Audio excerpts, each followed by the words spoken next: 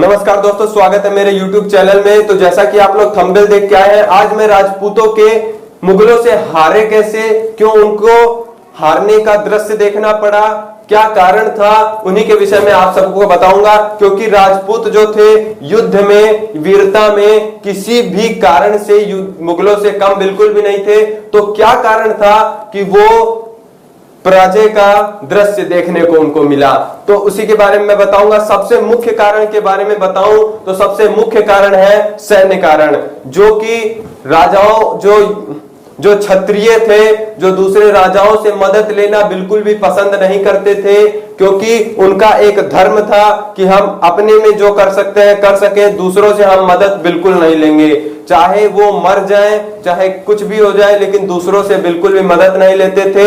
और जैसा कि आपको पता है कि पहले छोटे छोटे राज्य होते थे और छोटे छोटे राज्यों में उनकी सैनिक व्यवस्था भी कम होती थी, और मुगल अपनी पूरी शक्ति से, पूरी ताकत से एक छोटे से राज्य पे हमला करते थे, जिससे कि उनको हार का दृश्य देखना पड़ता था। और दूसरा सबसे बड़ा कारण है दोषपूर्ण युद्ध व्यवस्था। राजपूत जो थे पुराने तौर तरीकों से युद्ध करते थे, हाथी पर बैठ करके उनको युद्ध करना अपना सौभाग्य समझते थे, जो इनका सबसे दोषपूर्ण कारण था। क्योंकि वो हाथी पर बैठ के ऊंचाइयों पर रहते थे, जिससे कि उनके सेनापति का पता जल्दी से लग जाता था और वो उनको जल्दी से मार देते थे, और हर प्रकार से पुरानी शैलियों का प्रयोग करते थे।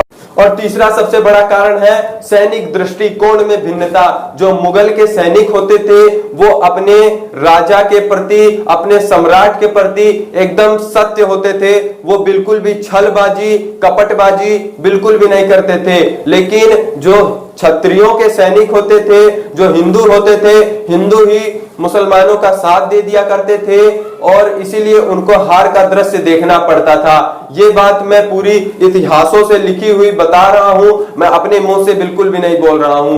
और चौथा सबसे बड़ा कारण है राजपूत द्वारा धर्म युद्ध करना। उनके धर्म में क्या था कि वो जो थे योद्धा को, कोई भी उनके अपोजिट में योद्धा होता था, उसको युद्ध भूमि से हार कर भगा देना ही अपनी वीरता समझते थे, बल्कि उसको जान से मार देना अपनी वीरता नहीं समझते थे। और इसका मैं सबसे बड़ा एग्जांपल दे सकता हूं, पृथ्वीराज चौहान से मोहम्मद गोरी 18 बार हारे थे, और उसके बावजूद भी पृथ्वीराज चौहान, उन्होंने 18 बार उनको बख्शते गए, फिर उनको मारा नहीं। चाहते तो वो पहली बार में मार देते और मोहम्मद गोरी का काम तमाम हो जाता। लेकिन राजपूतों की युद्ध शैली में उनको पराजित करने का ये भी एक सबसे बड़ा कारण है।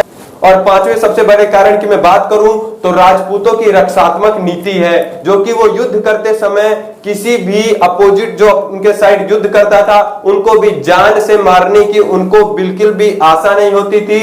वो बिल्कुल उनको बस घात देते थे, जिससे कि वो थोड़े समय तक बेहोश रहे और युद्ध ना कर पाए। इसीलिए मुगल जो हारने के बावजूद भी उनको ज्यादा नुकसान नहीं होता था। लेकिन जो मुगल थे वो बिल्कुल कट्टर होते थे और उनको जान से मार देते थे। ये उनकी एक युद्ध शैली थी, लेकिन राजपूतों की ऐसी युद्ध शैली बिल्कुल भी नहीं थी। और छठे सबसे बड़े कारण की मैं बात करूं तो गुप्तचर का अभाव था। राजपूत जो थे बिल्कुल भी छल कपट और ये सब में बिल्कुल भी विश्वास नहीं करते थे, इसलिए वो गुप्तचर एक भी नहीं पाल रखे थे। और जो मुगल थे छल कपट और इनसे भरे हुए थे, ये मैं नहीं बोल रहा हूं, ये पूरा इतिहास में लिखा हुआ है। गुप्तचरों की अभाव था राजपूतों के पास, और जो मुगल थे उनको बहुत अधिक गुप्तचर रखते थे, जिससे के कारण उनको उनके अंदर की बातें सारी पता चल जाती थी। ये भी एक सबसे बड़ा कारण है राजपूतों के हारने का। और सबसे लास्ट का कारण मैं बताऊं तो वो है सांस्कृतिक कारण। सांस्कृतिक कारण ऐसे हैं क्योंकि राजपूत जो थे तंत्र मंत्र इन पे ज्यादा विश्वास रखते थे।